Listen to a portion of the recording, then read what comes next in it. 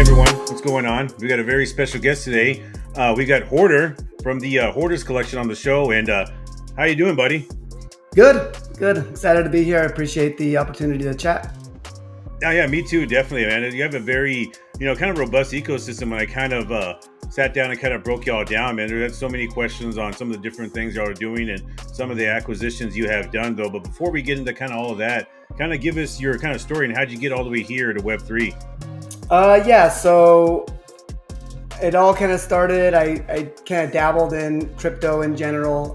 Actually, my first crypto XRP is what kind of brought me in back in the day, and got excited about, them solving the, the whole Swift, Swift transactions and stuff like that. So it got me kind of understand a little bit about how blockchain works. And from there, I held a whole bunch of XRP, but then I, of course, like most people, got drawn in by Charles's, 2017 video with the whiteboard, and kind of got intrigued about what Cardano was building and kind of what the blockchain was really all about, more than just like investing my money and holding, but more like utilizing the blockchain. So I kind of got involved in Cardano, and slowly kind of my XRP all turned into ADA. And then I started, once NFTs came into play on Cardano, I started dabbling in NFTs, became a hoarder of NFTs, got way too many NFTs right now. Yeah. But that's kind of where I started there, because I wanted to get involved in blockchain. I love the idea of just holding it, but the purpose of blockchain is actually to solve issues and to actually build something. And I saw a huge opportunity to build businesses on the blockchain. And I believe it will be a place that all future business will build on, if not partially, or fully, depending on, they're going to have to adapt and actually use blockchain. So I love the idea of being kind of like on the front foot of the whole technology boom here, similar to the way the internet was back when that came out. And so saw that opportunity, started collecting NFTs, thinking like, hey, here I am. I'm trying to build something on there and be a part of the blockchain. As I started getting these NFTs, I kind of got to know the NFT community, and became very good friends with a lot of the founders within the space, and becoming a big holder of a lot of these founding entities in the NFT space. Dirtbirds being probably the most prevalent one that I started with.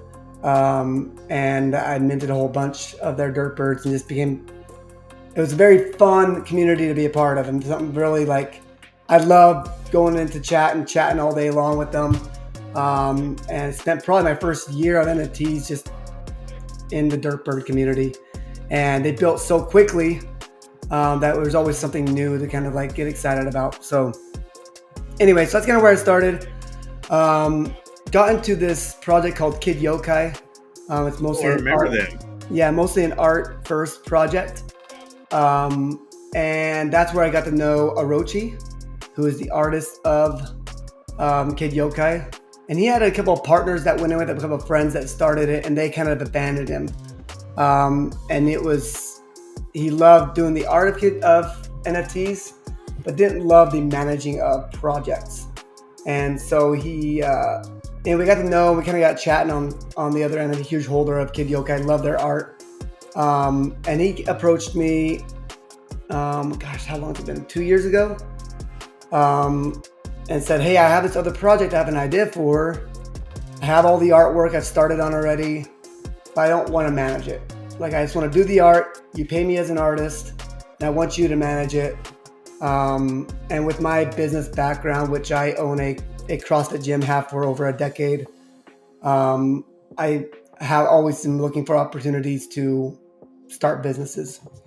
So I agreed, and we built out what is now Weird Oz, which is my first founding project that I founded and managed, with Orochi being my artist. And what we did there was I utilized my relationships within the space, and basically by the time we launched December, so a year and a half ago, I had already established token partnerships with a lot of the established projects in the space. I believe when we launched, we had 15 projects who had donated their tokens. And ever since day one of Weird Oz, my Weird Oz holders are earning these tokens from various projects. Now, over a year and a half later, we have distributed over 30 different types of tokens, and we still have some that are still distributing depending on what our agreements are with different projects. So that was kind of like the start of my project founding. And after that happened, I got to know, like I said, I got to know a lot of different projects and got approached by Zombie Chains. Their community actually approached me, and the Zombie Chains founders had actually accomplished what they set out to accomplish with Zombie Chains. One, they came out with awesome art. They did their Zombie Chains and then Zombie Hunters. They dropped both those projects, and they developed a Zombie Fight Club, which was kind of what so they basically fulfilled their roadmap, and they were ready to be done kind of with their being part of this project. So at that point, I took over the project because I saw a lot more potential to be able to build around this project and around this artwork. And so we've since built around that. And then a couple months later, I took over the Collectors Club, which on the other end was more of incompetency of the Collectors Club founders, of developing what they wanted to develop. And the community got sick of it and kind of got tired of what they were doing or not doing. And so I just took over that project as well, because once again, Comolo and his art, Brian and his art. So really kind of the focus was, if I could have the artwork, I can build utility around it. And if you ever look at any of our projects, any of our collections, the artwork actually stands out above most projects, in my opinion. Yeah, no, definitely. And you know what's crazy is that it's so cool to see. Cause like when I first hopped into the Cardano NFT scene, it sounds like a broken record. I know everybody, but you know that's where I started. Right, was seeing Cardano NFTs though. So it's kind of cool to see like Zombie Chains, Kid Yokai. Kind of just cool to see like where they all went. I kind of noticed at the beginning the space apes in the background right there. Cause you know what I mean? Like I wonder like, man, whatever happened to those guys and whatnot. So it's kind of cool to see that hey, people either fulfill their roadmap or kind of just run out of runway, right? But you have like the actual Hoarders collection, right? So you have so we can kind of walk through it so everybody can understand. You have Zombie Chains underneath it, and then how does the whole ecosystem kind of plug in together or kind of like work together? Yeah, so as far as the business side, so it's probably good to kind of understand the business side. So we have a Hoarders Collections LLC here in the States, in the US States. We also have a Hoarders Collections BVI over in British Virgin Islands. So really everything falls underneath that business of Virgin Islands business that we have over there for regulatory reasons. We dropped our FUZE token underneath that business just because we don't know what's going on here in the States. So we developed that. So it's very well established business, legit business out in the open. There's no like shady stuff going on. We wanted to make sure that we were established before we started building this out. So what we have is we have our Hoarders Collections BVI. Underneath it, we have Zombie Chains, we have Weird Oz, and we have the Collectors Club. And then we have another project coming up with this called Synth City. It's a city builder game that's going to come under the umbrella as well, in partnership with Battle Alliance, which Battle Cats, who has been around for a long time in the space as well, working with those builders over there. It's going to be pretty awesome as far as getting into the gaming scene. But basically how it works is we have our established business. We all have these different revenue streams. Different businesses have different roles, but it's all tied together with our FUZE token. So essentially, each of these projects, the NFTs themselves, earn FUZE through our special staking and portal program platform that we have developed with Weird Oz, with Beastman Kojak is my developer there. And basically what we have is, what we're going to do is we're working with Yield Lab, another up-and-coming project development company that's coming up. And what we're able to do is we're able to have our NFT holders and FUZE holders stake their FUZE within Yield Lab that we're building there, and also have a token gating type thing with the NFTs to when we actually have these revenues come in, we're going to take a revenue share from whatever revenue we develop, let's say Weird Oz with portals. When we develop a new portal for somebody, a portion of that cost that we're building with the portal will go into this pool. And those who hold the NFTs and also have the FUZE staked will get a portion, will get the percentage depending on what they have staked and what they have as far as tokens go, NFT tokens go, to token gate that. So it's kind of a grand scheme of things where we have different revenue streams coming in. And then it's very simple. It sounds complicated, but it's really simple. Basically, if you own the NFTs and you're supporting the project and you own the FUZE and have it staked, you'll get a portion of our efforts and what we are developing with your support that you have over the years have given us. So as we earn, we distribute type thing. So that's kind of the whole grand scheme of things. And as we build more projects, we have another project that we have not announced. Just waiting for the right time to do with it. It's tied to a big Web 2 business. As that revenue comes in, same thing we earn money there. The FUZE token and those who hold the FUZE token and hold these NFTs, they benefit from that. So kind of the whole ecosystem kind of revolves around that with the FUZE token. Oh yeah, definitely. And so it's great, like you said. You came in, you saved Zombie, not saved Zombie Chains, but you pretty much took them over, right? And then you have like all these other ones too as well. But also too the I was kind of very interested that like the Shadow Operatives, what is that about? Yeah, so Shadow Operatives is basically kind of an expansion set from the Collectors Club. So same artist. It was something that was promised to the Collectors Club. Basically, it was a burn to mint type mint. And so what we did was we burned some of the Genesis and to mint these other ones. And so basically what they did was they burned. We also used in our mint, it was a great way to utilize our tournament system that we built with the Raggies through Zombie Chains. We used that as a minting platform as well. So what we did was you would enter into the thing, you'll put your ADA in, and then you'll have like an 8-person tournament or a 16-person or 32-person tournament. And basically what would happen is you would fight somebody else who had it in there. For this thing, we had a 50-50% chance of winning. So if you lost, you minted, no loss, you still got your mint when you lost. If you won, you went on to the next round, and then like the top champion or the top 2 would actually get an extra mint. And so it kind of made it more gamified where you entered in, you had a chance to actually mint 2, but you were guaranteed to mint 1. So it was a really good opportunity for us to show off our minting platform with our tournament system that we've developed with the Zombie Chains. But basically, what we have now is the Shadow Operatives. They are going to be utilized in the missions platform, and they'll also be utilized in the tournament system that Zombie Chains developed as well.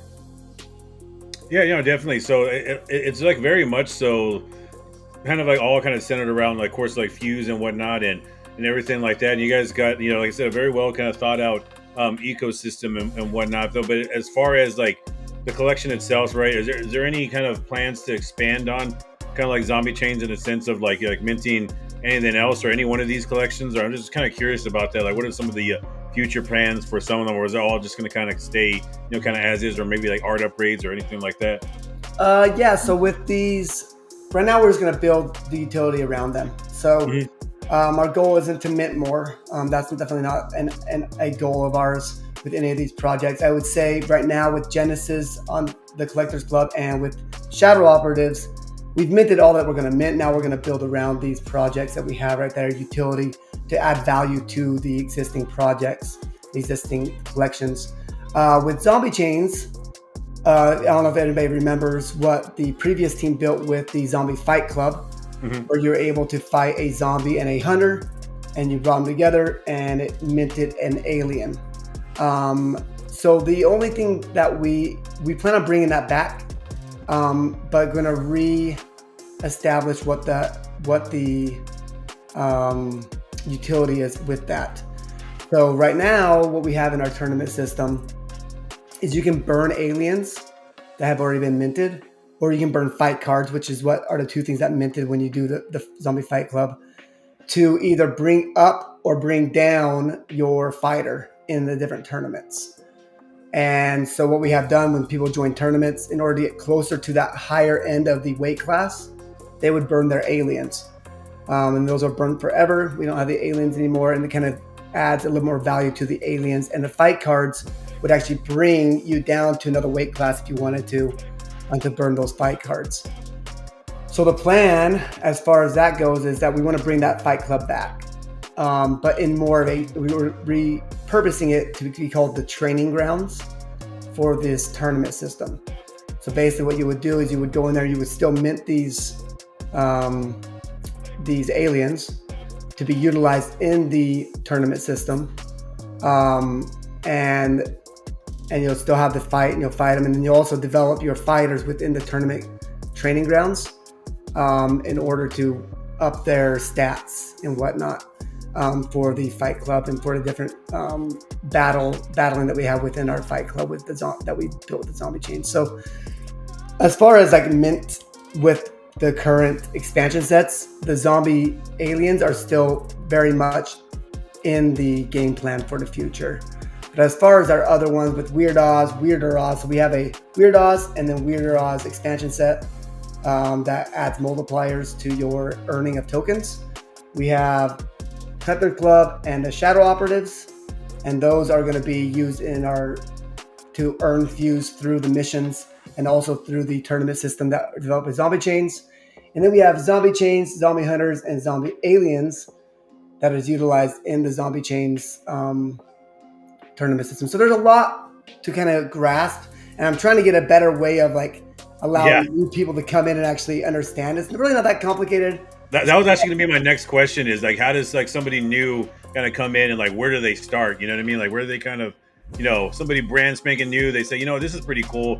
I like, you know, the Sin City, and I like all these other things. Like, man, but where do I start? You know what I mean? Where do I kind of like hang out at first, and then kind of get my kind of bearings, and then I can start kind of, you know, go from crawling to running? Like, where would somebody start like that? That's a great question. And so I wish I had a better platform for them to go to. Kind of like Derpers going to have their like where to get started. So I'm working on that to make sure it's easier for people to understand what we have developed. I know there's a lot going on, but it all makes sense. So really it all surrounds FUZE. So basically what we recommend is look at the different projects. The easiest one to start earning FUZE is go through this Collectors Club. They're the lowest floor, and you can actually start developing. So really what I point people to is to go into our portals and start looking around the collections. You can actually see how much FUZE is on each of the NFTs themselves, as the FUZE is carried onto the NFTs themselves when they buy. So the biggest thing is to go to our portals and kind of start looking at the collection and see what you love and what art speaks to you.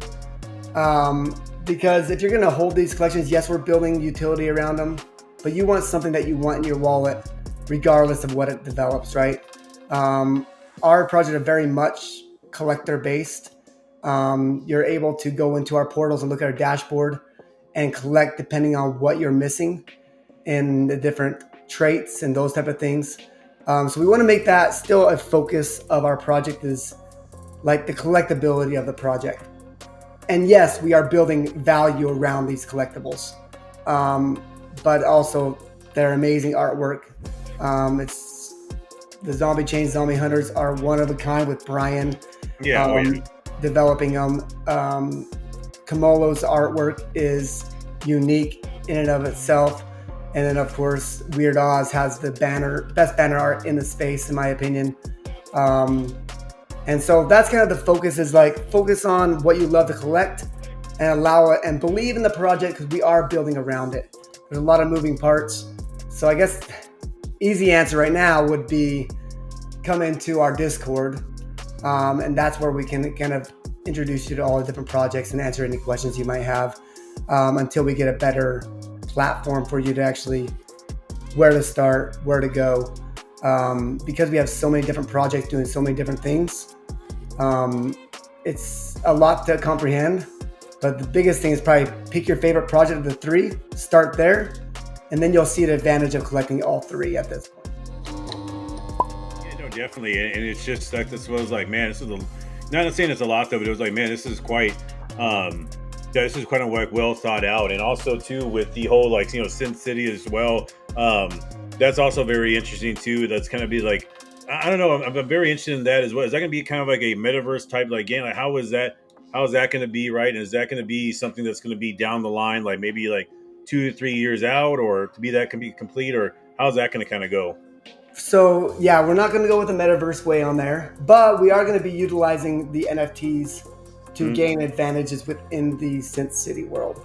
So Sin City is very much a city builder game. So if you ever played Sin City, this is Sin City. So our goal is to build a game that anybody would want to play regardless of being on the blockchain. It's not going to be built on the blockchain.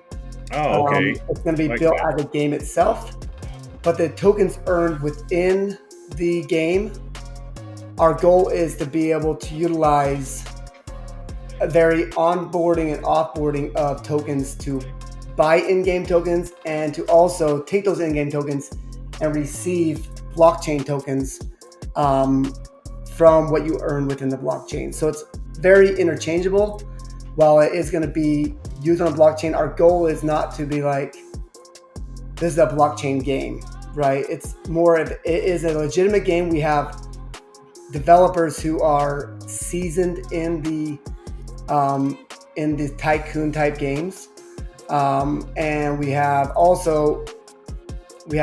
our Battle Alliance, Battle Cats, who have developed their own game, and they're also very seasoned in this realm. And basically what we're doing is we're developing a game. And as far as timetable, the goal is this fall. So it is actually coming very quickly. We have already paid a upfront cost to get the developers working on it. And then we have our NFT sales, not only on the Cardano blockchain, but on couple other chains that we plan on dropping NFTs to gain advantages within the game, and also help pay for the gaming development as well. So it's a very big project, and that's why we're having two of our businesses coming together to build it. But it's going to be really allow us as Hoarders Collections to gain access into the gaming development or the gaming scene.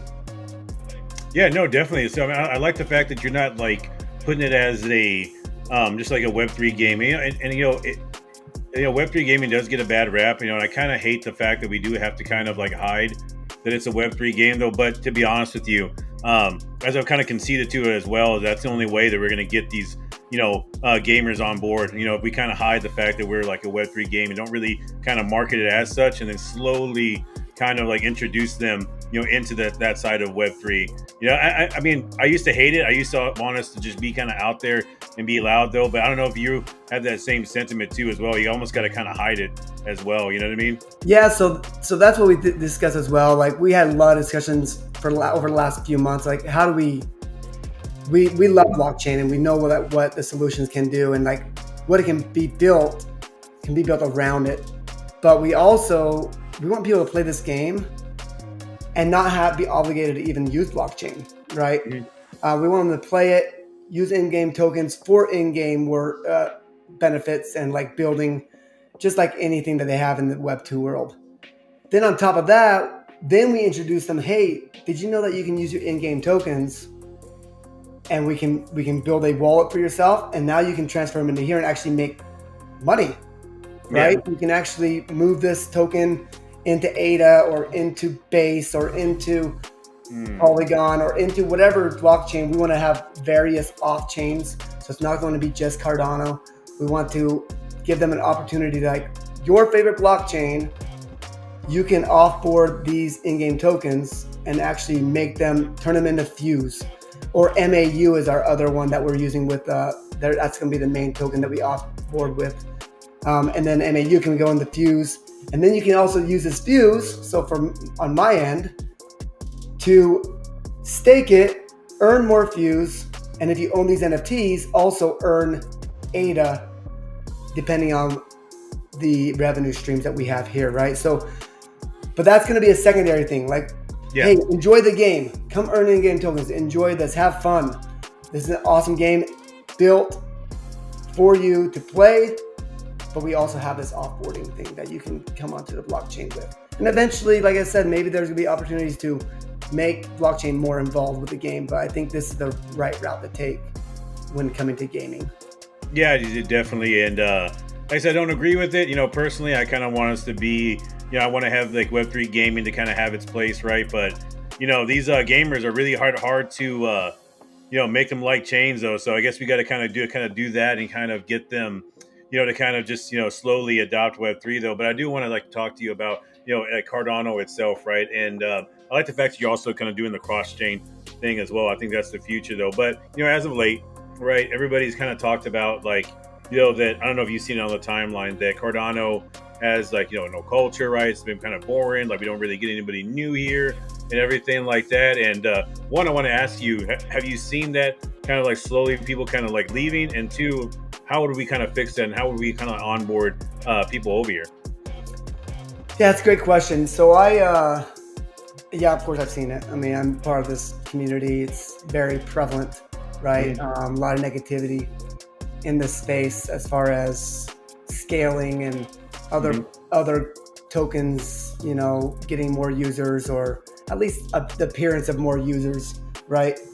I think it's an issue for sure. I think scaling should be a priority of Cardano, and I feel like it's not a priority. But with the bull market coming up, I think it should be a priority. But then you also see posts from like Charles who shows what Hydra is going to do, right? Where he posted that on that game was like on Hydra, right? That he posted, and it's like, holy crap, this actually, you could actually have a game on chain, right? And which is something I never thought was possible if any chain. Honestly, right now, I don't think there's any chain fast enough where you can actually build an actual game on chain. I mean, it would make it so slow. There'd be so many failed transactions. There'd be so many issues, right?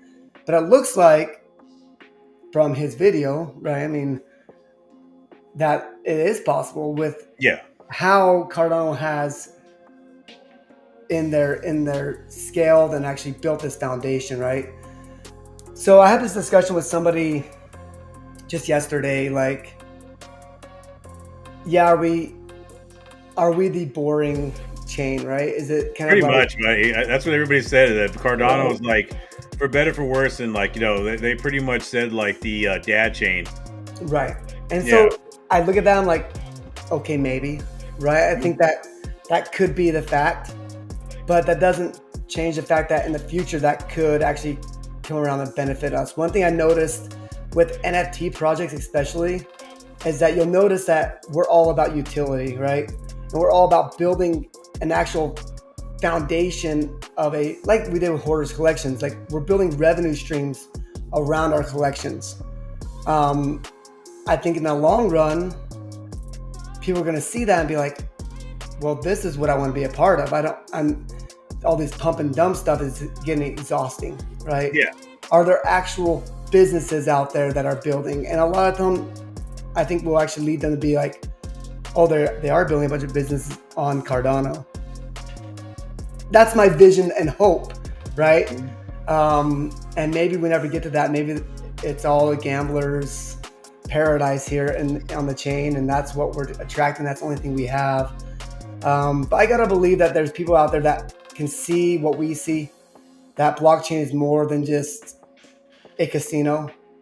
That blockchain is actually a place to build businesses on and link the Web3 world with the Web2 world and build huge businesses on the blockchain. And I think that there's a lot of builders on Cardano, but I also love the idea that it shouldn't just be on one blockchain.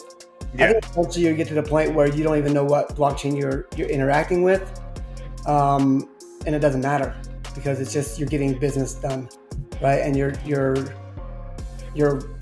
that's the goal. I think eventually it'd be like everything's on blockchain. Somebody gets on their phone, they don't even know they're interacting with Cardano or that they're interacting with Sol or they're interacting with Base, right? It's just more of I got something to get accomplished and I'm going to use this to do it, right? And so I don't know, kind of rambling, but it's kind of hard right now to to know what the future brings. And I think all we can do is put our heads down and build something that we believe will be around for a long time. Yeah, no, definitely. And also, like, yeah, it's I do think there's going to be some sort of fatigue, right, from all of this, kind of degeneracy as well. I mean, I love the degeneracy, so I can't really, like hate on it as well, because it does bring a lot of people here, and I kind of like was kind of disagreed with, Cardano. They're not really embracing that side of it as well. But people are going to get kind of tired, right? And Cardano is a very much, just very technical, a lot of businesses on it. So eventually people get tired and eventually see that Cardano is like, a pretty strong, blockchain as well, though. But I do want to ask you, the actual NFT space. Do you feel that, having the Ape Society leave, right? Do you think that's going to be something that maybe the Cardano NFT ecosystem or the NFT space won't be able to come back from, or do you think it's going to take a little bit, or what do you think? What's your kind of whole take on that whole situation? Probably a bad person to ask about this. Ape Society never spoke to me as a collector. Yeah. I wasn't really a part of it. I didn't feel like I felt included in the type of. I had a hard time with. I love the community members there, obviously, and nothing bad about that. But the management of the Ape Society and the head of the Ape Society, when they announced that they were leaving, I'm like, okay, well, back to work. It's just a project that is on the blockchain, right? There's so many projects out there and so many builders out there. I think personally, it'll just pave the way for more of them to be seen. I think that people will realize, wow, I mean, the way they left was so bad. I mean, there's so many opportunities to be able to build on both. There's no reason to leave your holders who have spent tens of thousands of ADA on cabins and all this stuff. And I know they're trying to say there's gonna be value in selling that stuff, but they built those passports, and that was the whole purpose, was to be able to go off these different chains with them. And I just don't understand why you would just scrap it all. And I understand their sentiment got bad with their drops and their levy, and nobody, I think that they felt like their support was gone on the broader Cardano. I just think it was a very bad move, in my opinion, but I don't know behind the scenes what it was. I just feel like it was very hard for the holders. I think that was, people took it hard. No, it was hard. It was almost like you were in spaces. You were in spaces. It was almost like the world had ended in a weird kind of way, right? And I was like, man, I'm pretty sure, because like there's a lot of projects here that are like building up. Granted, with the Ape Society and whatnot, I really have like really beef with them and whatnot. I think they're gonna be okay, but there's like there's derps here, right? I mean, like everyone was like pretty much pack it in, we're done. And I was like, no, I mean, there's gonna be somebody, whether it be it could be Omen, it could be anybody. I mean, it's anybody's game. I mean, Danketsu is still here. You know what I mean? Danketsu. There's so many projects. Let's see how Danketsu did it, right? Huh? Let's see how they did it. They didn't just leave Cardano, right? They still have it because they had support from their holders. Why would they just leave them? So that was my biggest thing with Ape Society. Honestly, I don't care. Okay, so for me personally, okay, do what you got to do. It doesn't affect me at all. It may affect your holders, and I feel bad for them because I feel like they've supported you for so long, and now you're just going to leave to go to another spot because it's the easier route or there's more people. But honestly, as far as I hate when people say, well, who's going to be the next number one project? Yeah. There's so many projects and businesses in this world that are building and on Cardano. Like, how about we just support those who are building? We don't need to have a number one. Yes, we need a face, but why can't we just have multiple people who are building great things on there? And like, how about we support those who've been around for a long time? Dirtbirds being one of them, Danketsu being another one. They're very big partners of mine. Yeah. I mean, I text and message them all the time. Me and Dave are super close. I had him on the show yesterday. Yeah, and I saw that. And they are amazing builders. And actually, I feel like they've done a lot more without the recognition Yes. that Ape Society has done. Ape Society have built great things, but now they're just leaving. So whatever, they can leave. They built some great things, and it's just sad to see them just leave it all after they built all this. They put a lot of work in here to just leave. One thing I will say, these other projects like Dongetsu and Derpers, let's say, just take those two as examples. They're not going anywhere. No. But they are expanding. Yes. And they're bringing that all back to Cardano because that's where their base is, right? Mm-hmm. And I think that's the way to do it. And I think those are the people that we support and that we want to be excited about. And so, yeah, whatever. If that's what they want to do with their business, I've run enough businesses in my life. Like, you do what you got to do to survive. But for me, it's business as usual, and I'm going to keep on working. And I think that's kind of the same sentiment that we'd have to have in Cardano. Let's support those who are going to stick around and support those who are actually building.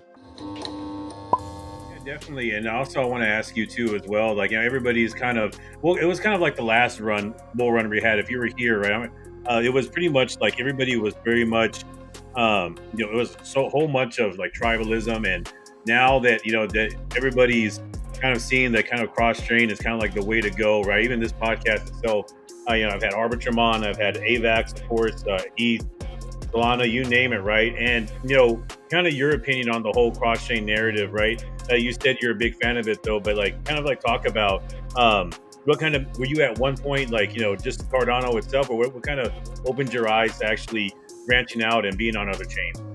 Yeah, I've changed my perspective big time. I'm a huge Cardano maxi. I love Cardano and what they're building, but with its flaws, it allowed me to kind of branch out and see what else is out there, right? Other blockchains are building some amazing things too. And I think it's important to acknowledge that and not be so like narrow-minded. Yeah. We always knock these people that are over at Sol, be like, well, you haven't even tried Cardano, you don't know. Or you haven't over Ether, like, you just hate Cardano because Charles is here, right? But they never tried it. But then they're like, well, have you tried us? Right? Well, that's perfect. I can admit, like, not really, right? Yeah. I'm so busy doing stuff over here on Cardano that I don't really have time to go try you guys.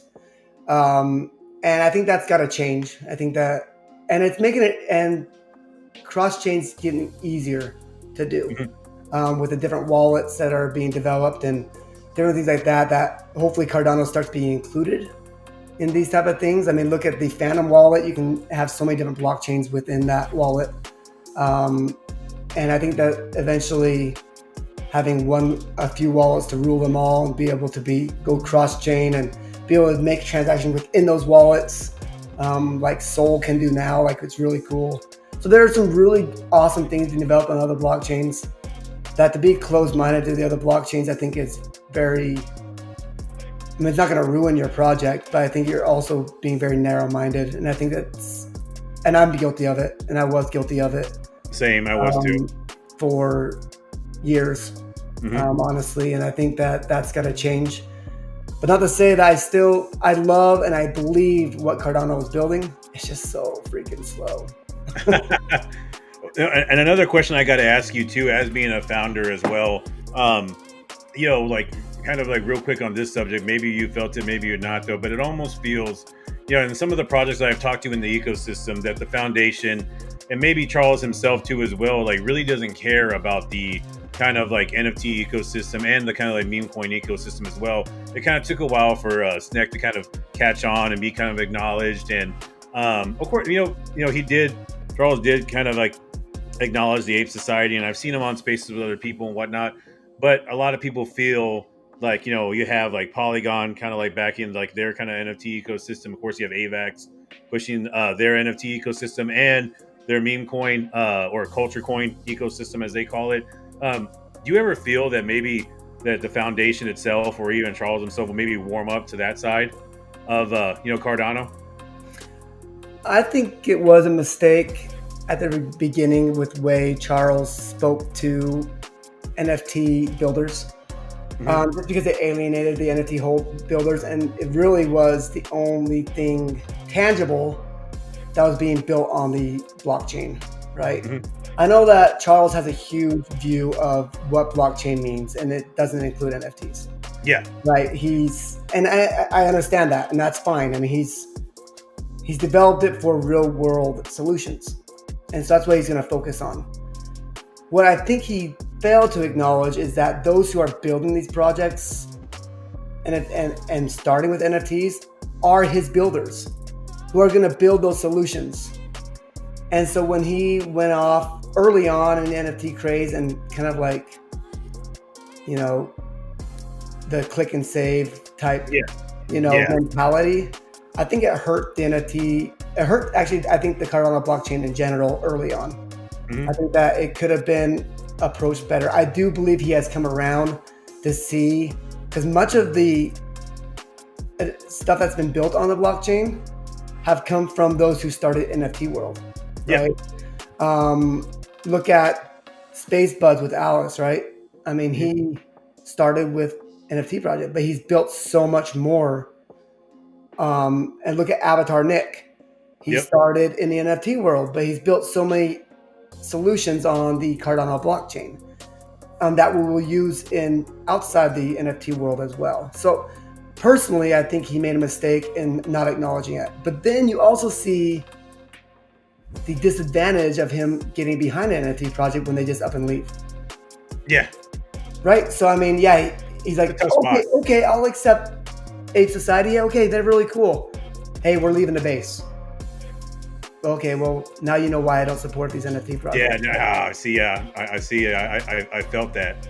Right? So he's like, well, now you see why I don't support these and why I don't get behind a specific NFT project, because they can just, and plus they aren't docs, so they're like, they can just up and leave and whatever, like they're not. And Charles, anything he says really affects the community. So I understand him trying to step back and not support specific projects. But it doesn't mean he can't support the ecosystem as a whole. And I think he can do a better job of like, look what has been built here. Kind of like what Cardano Well does, right? Where it's like, I'm not supporting a specific project, but this project doing this project doing this, really cool stuff. You can at least spotlight that. And I think maybe he's coming around to that. But I think just like his methodology is just slow, right? It takes a while to come around, and it takes a while to understand that. So that's my opinion. I think he's coming around to it, but I understand his stance because he is the face of the whole blockchain. And I think you got to be kind of careful what you support, because they could just rug. Let's say that he supported some of these memes. That wasn't Snick. I think Snick has established stuff is not going anywhere. It's not really Cardano. So he's pretty safe in saying, okay, Snick is pretty awesome. But I think when new stuff comes out, let's say he supports it, and then it's like, oh, they rugged. Well, now you're supporting rugs, Charles. Why are you supporting rugs? You know, and so I think it's a double-edged sword. You want him to support, but you also don't want him to pump and dump these people that are trying to take advantage of his support. No, definitely. And it's just a very tough spot to be in. But like I've always kind of said, like maybe a retweet here and there, or maybe like, you know, what he's doing now, though, he's going into spaces and whatnot. So we'll see how that goes. So, but you know, with all you guys got going on over here at Hoarders Club and everything like that, you know, in a perfect world, right? And you know, as long as we don't have like the world blow up or nuclear war or anything like that, like where would you guys want to be like a year from now? It's a great question. A year from now, what I want to have is my established revenue streams coming in. We're building portals with the Weird Oz portal system. Getting revenue from there, distributing it to our holders, also maintaining our business, being able to have money come in for the business. Having Synth City up and running, people playing on it, people seeing us earning revenue from there, and also rewarding our holders from there. Seeing the Zombie Chains tournament system, minting, having fun mints on for different projects, but also having, I would say, 50 policy IDs on the Zombie Chains tournament system, where everybody's going on there. There's tournaments going on every hour, and there's tournaments going on. People going in, fighting their different NFTs, you know, winning ADA, winning the different tokens. winning different NFTs that we put up for like, it's almost like a glorified mutant, you know, what is it, raffle system, where it's actually using NFTs to raffle, to try to win these different NFTs and different ADA. So my vision is to have these things established, have our yield lab system going where everybody who's staking FUZE is earning ADA, earning FUZE, having a reason to hold on to their NFTs and hold on to their FUZE because they're earning from them. So that's my ultimate vision, is that this ecosystem becomes a ADA and revenue system in and of itself that we're able to develop. But yeah, that's my vision. There's a lot going on. I'm hoping that a year from now, it's just everything, as a founder, everything's so slow. Yeah. If I had it to go right now, I'd have it all done right now, right? But it costs money, it costs time, it costs development, and it takes time. But that's my ultimate vision. There's some great stuff being built here in the ecosystem around our FUZE token and around our NFTs. And I think that if all goes well, and you know, we got to have more holders and more. Not only that, we talk about like not very many active wallets, but there's so many wallets on Cardano. And we need them to interact with the Cardano ecosystem. Like, we need them not to just hold. Yeah. People believe in ADA. They believe in it. They believe in Cardano. But a lot of them are just like sit, stake, hold holders. We need them to interact with these and see the advantage of interacting with the ecosystem. And I think as we have that happen, then and people start having fun on the ecosystem, they start seeing these businesses actually pay them back for their support. I think that's when you start to have people actually sticking around and utilizing the ecosystem and utilizing the blockchain. Yeah, definitely. And that's very well put.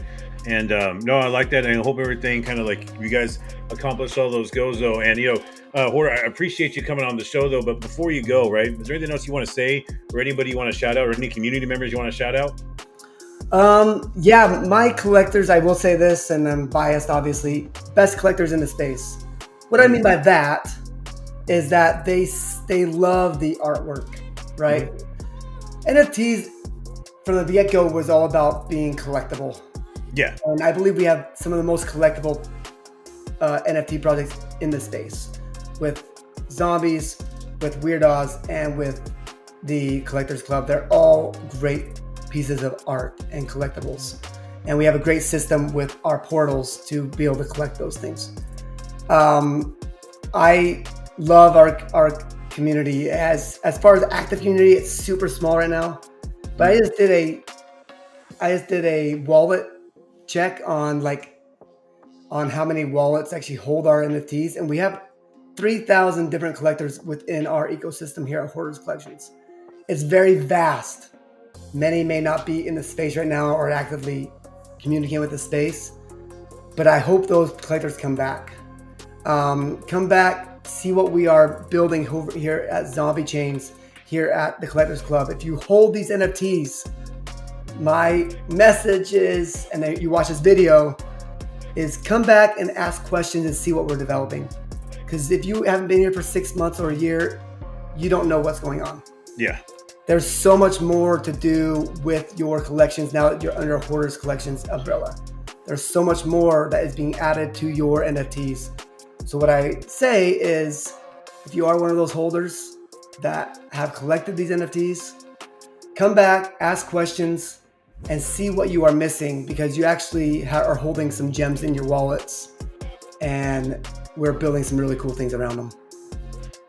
I know, definitely. It's you know, it's great that you having all these things kind of working out. I do appreciate you coming on my show. But guys, that's going to wrap our show. If you like content like this, please like, comment, share, subscribe. Of course, follow me on X. Follow like the Hoarders Collection on X too as well. I have all this stuff pinned down at the bottom. And jump in the Discord and see what they're building. And I will see you guys around on the next one. Take care. Thanks, Jarek. Appreciate it.